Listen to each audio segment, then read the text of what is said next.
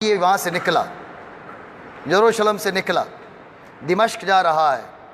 اب ہماری فکر کچھ اور کہتی ہے، یہ کہتا ہے کہ میں رستے میں مجھے دیدار ہوا سیدنا عیسیٰ علیہ السلام کا، انہوں نے جھٹ سے پکڑ کے مجھے نبی بنا دیا۔ عجیب بات نہیں ہے؟ نبی ہونے کے لیے، رسول ہونے کے لیے کوئی اس سے پہلے کچھ مقدمے ہوتے ہیں، کچھ اہلیت ہوتی ہے، کچھ صلاحیات ہوتی ہیں۔ اس قدر نفرت جس دین کے پیروکاروں کو اس نے اتنا ستایا، اس کے اندر جو اس کا سفر ہے وہ سفر بھی بدنیتی کا سفر ہے۔ یروشلم سے دمشق کا جو سفر ہے بدنیتی کا ہے۔ وہاں جتنے لوگ عیسائی ہیں میں پکڑ کے ان کو لاؤں گا، یروشلم لا کر ان کو قید میں ڈالوں گا۔ تو کیا کہتے ہیں، پھر کیا ہوا؟ جب وہ سفر کرتے کرتے شہر دمشق کے قریب پہنچا تو یکا یک آسمان سے چمکدار روشنی آئی اور اس کے گرد چھا گئی۔ ٹھیک ہے، اب میں خلاصہ بیان کرتا ہوں۔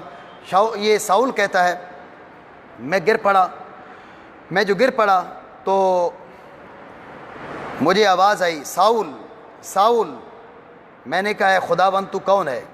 اس نے کہا میں یسوع ہوں۔ تو کب تک مجھے ستاتا رہے گا؟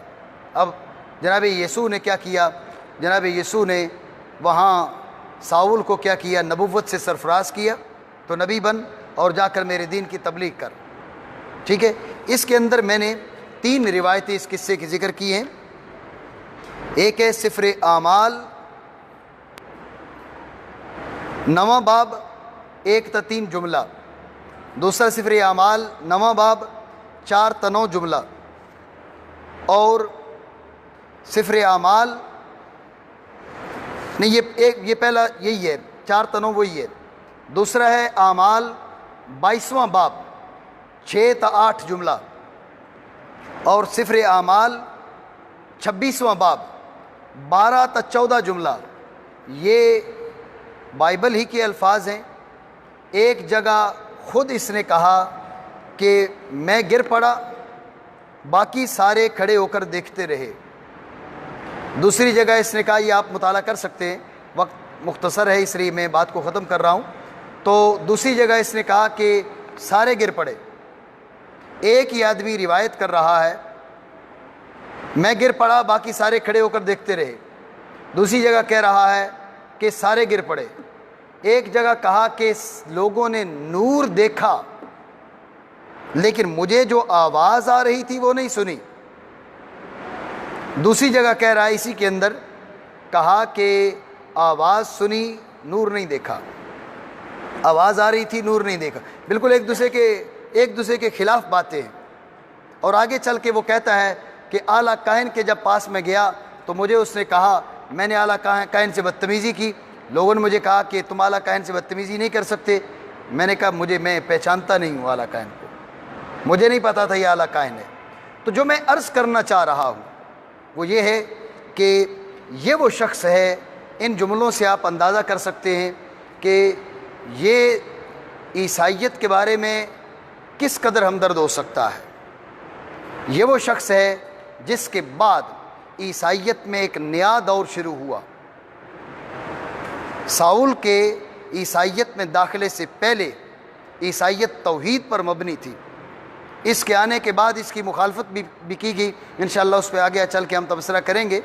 اس سے پہلے جو دور تھا عیسائیوں کے اندر دور توحید تھا۔